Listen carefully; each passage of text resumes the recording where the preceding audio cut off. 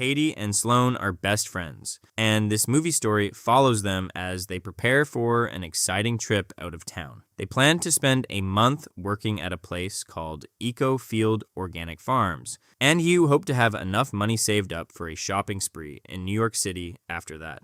The following morning, Katie's uncle Jason, a police officer, picks them up. Before heading to the farm, the girls spend one night at Jason's home, where he lives with his girlfriend. While settling in, Sloane jokingly suggests they use fake names during their stay in town. Sloane chooses the name Heather, while Katie decides on Ripley. The next day, Uncle Jason takes them to the station, where they are supposed to catch the bus to the farm. Being protective, he reminds them to stay careful and creates a safety plan with Katie. They agree that every text message she sends will include a secret code word in alphabetical order, just in case something ever feels wrong. The code word for that day is apple. After Jason leaves, the girls realize they still have about an hour before the bus arrives, so they decide to wait at a nearby cafe. While there, they quickly attract the attention of two local young men and soon end up sharing a table with them. Katie and Sloane introduce themselves using their made-up names, while the young men explain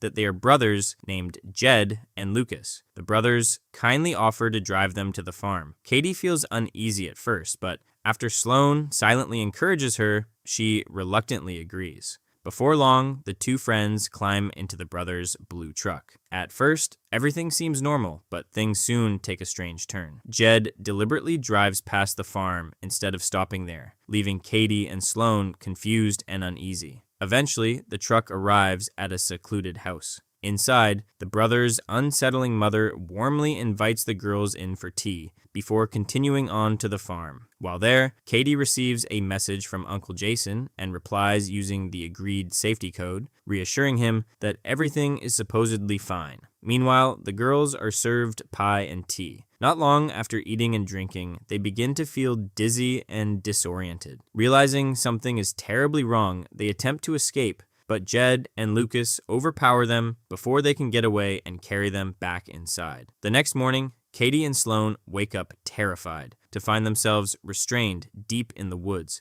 Jed calmly informs them that this will now be their new home. They are provided with only the bare essentials, including clothing, beds, and basic supplies. Later, after the girls have changed clothes, Jed's employer, Boris, arrives and checks Katie's phone to see whether anyone knows where they are. During this inspection, he discovers that both girls used fake names and notices the suspicious code word hidden in Katie's text messages. Under pressure, Katie and Sloane are forced to reveal that apple was actually a distress signal meant to alert her uncle if they were in danger. Not long afterward, while the girls prepared to wash up using makeshift outdoor showers, the town sheriff unexpectedly arrives carrying a weapon. It soon becomes clear that he is deeply corrupt and involved in the illegal operation surrounding the women. After the sheriff leaves, Sloane finds Katie visibly shaken and tries to comfort her. Elsewhere, Uncle Jason grows increasingly concerned when he notices that Katie has repeated the same code word from the previous day, something that was never part of their plan. Back in the woods, Jed and Lucas later welcome another disturbing visitor, a rough-looking stranger who immediately takes an interest in Sloane and brings her into the trailer. His behavior quickly reveals an unstable and dangerous personality. Meanwhile, Uncle Jason finally contacts the farm where Katie and Sloane were supposed to begin work. When he learns that the two young women never arrived, he realizes something has gone terribly wrong and immediately sets out to find them. Meanwhile, Katie and Sloane's nightmare only grows worse when another visitor arrives, someone far more unsettling than the others. As the mysterious figure approaches, Jed and Lucas quickly cover his head, hiding his identity from the women. The masked man chooses Sloane and takes her into the trailer. When she finally returns, she is clearly devastated and far more shaken than before. Katie stays by her side, trying to comfort her, though the experience has left Sloane deeply traumatized. In the next scene, Uncle Jason arrives at the local sheriff's office and comes face to face with the same corrupt sheriff seen earlier. It is also revealed that Jason is not just an ordinary police officer, but an FBI agent. Jason explains his growing concerns and tells the sheriff that he believes his niece has been abducted. Unfortunately, he also reveals the secret behind the safety code system, explaining that Katie failed to use a new code word in her latest message, which is why he knows something is wrong. Back in the woods, it becomes obvious that the sheriff has shared this information with the kidnappers. Now aware that Katie's uncle is an FBI agent and that the girls deceived them about the safety code, the group begins to panic. Fearing that the FBI could expose their illegal operation,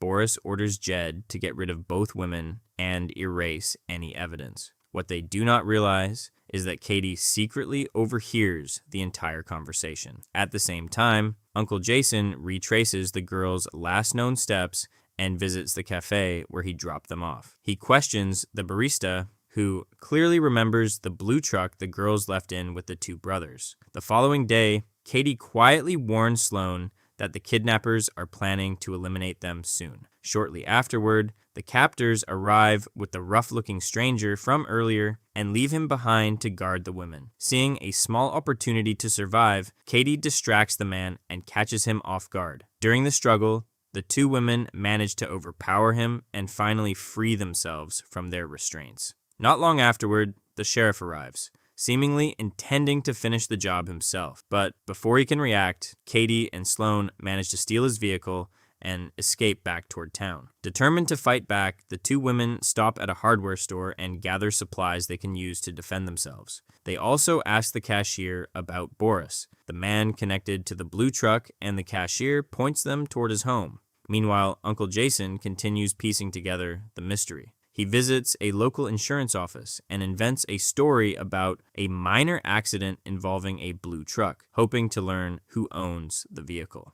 Elsewhere, Boris finally returns home, unaware that Katie and Sloan are already waiting for him. The women ambush him using homemade traps, seriously injuring him before he can react. With the situation suddenly reversed, Boris desperately begs for mercy and even offers them money in exchange for his safety. At that exact moment, Uncle Jason arrives outside Boris's house.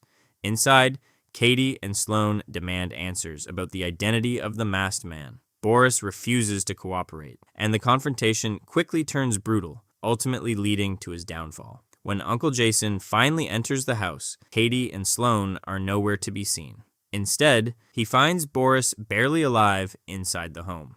Moments later, he hears engines roaring outside and quickly rushes out to investigate. Katie and Sloan speed away in a vehicle, while Jason focuses on getting the critically injured Boris to the hospital as fast as possible. In the following scene, the sheriff informs Jason that Boris did not survive his injuries. The news only deepens Jason's concern, and he immediately attempts to call Katie's phone. Before he can act further, however, the sheriff realizes his own secrets may soon be exposed and quietly reaches for his weapon. Meanwhile, Katie and Sloan arrive at a local church, where a shocking truth is revealed. The masked man from earlier is actually the town's priest. Sloan walks into the church and comes face to face with the man responsible for her trauma. With Katie by her side, the two friends overpower him and take control of the situation. Later, as they drive away, the women appear calmer and almost relieved. But when they stop the vehicle, it is revealed that the priest has been chained behind the truck the entire time. In a final act of revenge, they leave him behind and disappear into the night. While Katie and Sloan continue moving forward, Uncle Jason finds himself captured by the corrupt sheriff. Even worse, the sheriff appears to have already targeted two more young women. Fortunately, Katie and Sloan arrive just in time to intervene. They restrain the sheriff and force him into a terrifying confrontation, pushing him to experience the same fear he once inflicted on others. The ordeal has clearly changed both women, leaving them emotionally hardened and unpredictable. As the sheriff desperately apologizes and pleads for mercy, Katie ultimately brings an end to him with a powerful strike. Afterward, the women free the captives and ask them to untie Uncle Jason. Jason tries to learn who dealt with the sheriff, but the rescued women refuse to speak, grateful to Katie and Sloan for saving their lives. Not long after, Katie and Sloane return to the home of Jed and Lucas's mother. This time, they force her to experience the same trap she once used against them by secretly drugging her drink. Once restrained in the basement, she is forced to witness the consequences of her family's actions. Jed, already tied up and unable to escape, meets a brutal end while his mother watches in horror. The women then confront Lucas, who is also restrained. Instead of attacking him immediately, they place a bat in his hands and demand that he turns against his own mother. When Lucas refuses, the confrontation quickly turns fatal. Later, the women arrange the scene to make it appear as though Lucas was responsible for the violence before taking his own life, hoping all suspicion will fall on him. Terrified and desperate, the mother offers them money in exchange for mercy. But Katie refuses to let her escape responsibility for everything that happened. Sometime later, Uncle Jason arrives at Katie's home to pick up both young women. The chaos finally seems to have ended. In the final moments, Katie and Sloane are dropped off at the airport, excitedly preparing to leave for New York City, ready to leave their horrifying experience behind and begin a new chapter of their lives. Here are the highlights of our movie. We hope you liked it. Please support us by subscribing to the channel, liking the video, and leaving a nice comment. Take care and see you in the next movie recaps.